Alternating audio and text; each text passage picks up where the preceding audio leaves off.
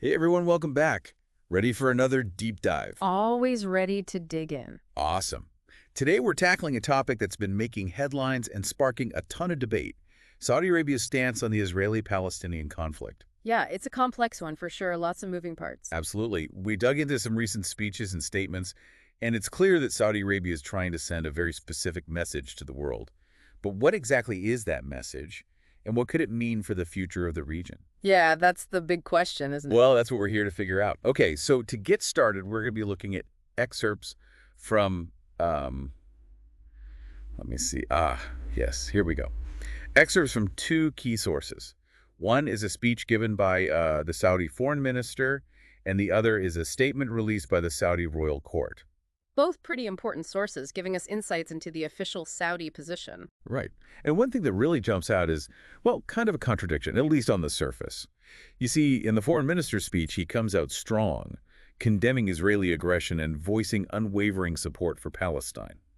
Makes sense, right? Yeah, definitely aligns with their history and their role in the Islamic world. Exactly. But then, get this, he also calls on the international community to ensure that Israel respects Iran's sovereignty. Now, why bring Iran into this whole thing? It seems a little out of place now.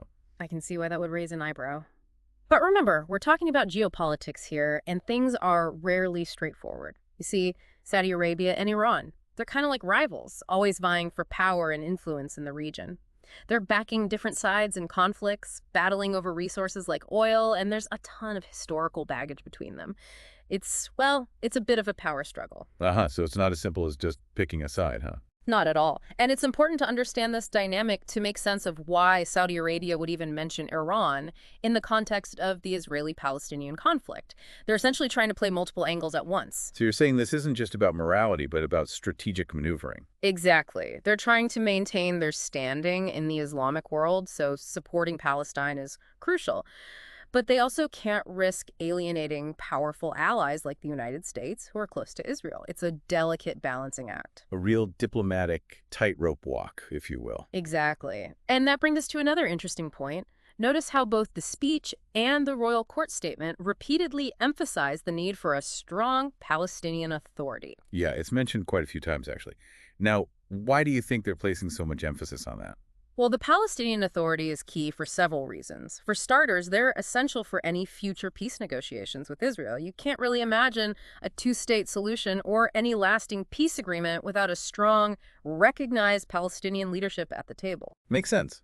If you want peace, you need someone to negotiate with. Right. And a weak, or even worse, a collapsing Palestinian Authority would likely lead to more chaos and instability in the region. And I imagine that's the last thing Saudi Arabia wants. And you got it. They want stability. Instability could open the door for extremist groups, potentially sparking more violence and conflict. And that would be bad news for everyone, especially for Saudi Arabia.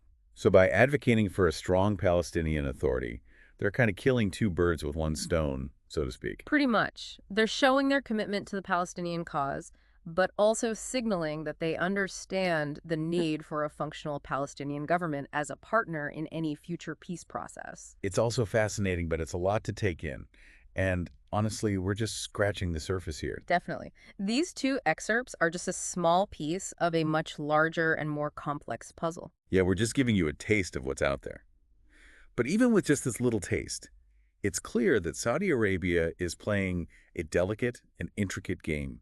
They're walking a diplomatic tightrope, trying to assert their leadership in the Islamic world while navigating all these competing interests and historical tensions. Absolutely. It's all about carefully calculated moves, trying to predict how every action will ripple through the region and beyond. And that's what makes it so interesting, right? Trying to figure out not only what they're doing, but also how it will all play out.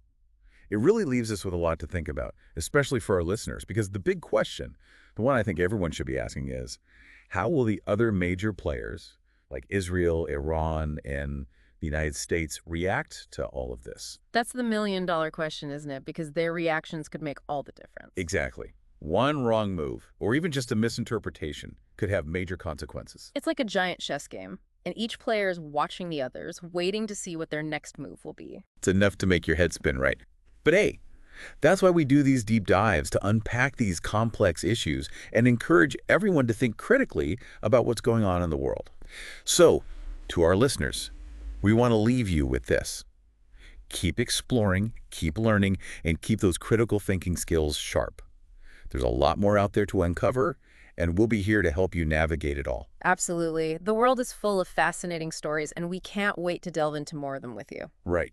Until next time, keep digging. And keep questioning everything. That's the spirit. All right, thanks for joining us. We'll see you on the next deep dive. See you then. Bye, everyone. Bye.